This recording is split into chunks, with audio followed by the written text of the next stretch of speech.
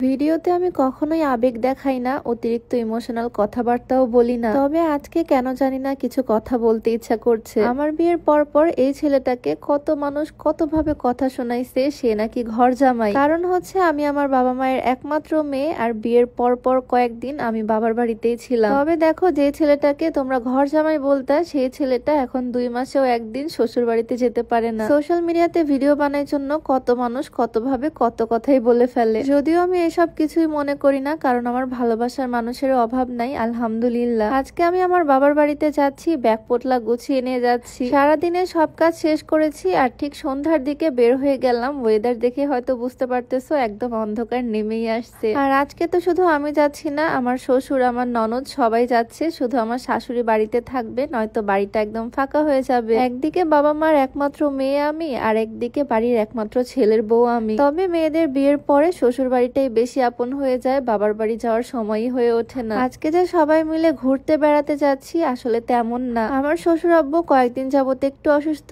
সেজন্য আর কি আজকে যাচ্ছি রাজশাহীতে ডাক্তার দেখাতে। আর যেহেতু সেখানে আমার বাবার বাড়ি, সেখানে আমার আম্মু থাকে, তাই ভাবলাম গিয়ে আম্মুর সাথে দেখা করে 2 দিন থেকেই একদম আসবো। এই আর কি, এভাবেই যাচ্ছে দিনকাল। আমি যেহেতু আমার লাইফস্টাইল মোটামুটি সবকিছুই তোমাদের সাথে শেয়ার করি, তাই ভাবলাম আজকে মনের এই 2টা কথাও তোমাদেরকে বলি। রওনা দিয়েছিলাম সন্ধ্যার দিকেই, তবে রাজশাহীতে পৌঁছাতে রাতই হয়ে গেল। রাতের বেলা আমাদেরকে আর হাসপাতালে নিয়ে গেল না। আমার হাজবেন্ড তার বাবাকে দেখিয়ে আসবে ডাক্তারের কাছ থেকে, আর আমি আর আমার ননদ বাড়ির সামনে নেমে পড়লাম। অনেকদিন পরে আসলাম, ভালোই লাগতেছে। আর এই ফ্ল্যাটটাতে না আম্মু একাই থাকে, এই জন্যই আর কি একটু টেনশন হয়। একটা ভাই বোন থাকলে এত বেশি সমস্যা হতো না। এই যে একটা পাহারাদার রেখে দিছি, আমার আম্মুর কেয়ারটেকার। আম্মু তো সারাদিন ওর সাথে থাকে, আর ওকে আমিও ভীষণ ভালোবাসি। আমাদের সবার আদরের কিউট মোমো। শুধু মোমো কিন্তু না, আম্মুর শখের অনেক কিছুই আছে এই ছোট্ট বাড়িটাতে। আমি সব সময় বাড়িতে আসলে ফ্রেশ হওয়ার আগে এই গাছ, মাছ, পাখি ওদের সাথে দেখা করি। আম্মুর অ্যাকুরিয়ামও কিন্তু 2টা। দেখো মাশাআল্লাহ কত সুন্দর লাগতেছে মাছগুলো দেখতে।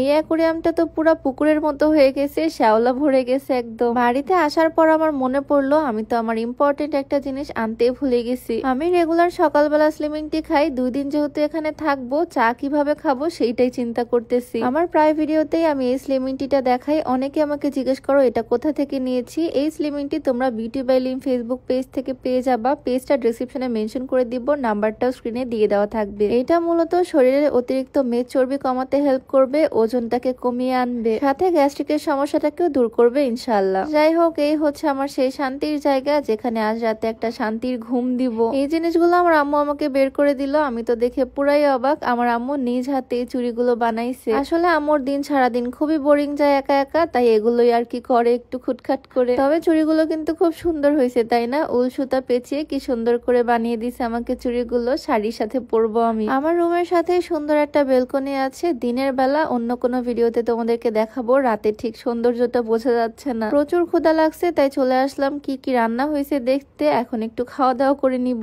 আমার শ্বশুর আর তার ছেলের আসতে এখনো অনেক দেরি। যাই হোক, আজকে ছোট্ট ভিডিওটা না হয় এখানেই শেষ করছি। সবাই আমাদের জন্য, আমার শ্বশুর আব্বুর জন্য দোয়া করে দিও। তো দেখা হয়ে যাবে নতুন কোনো ভিডিওতে। সবাইকে আল্লাহ হাফেজ, আসসালামু আলাইকুম।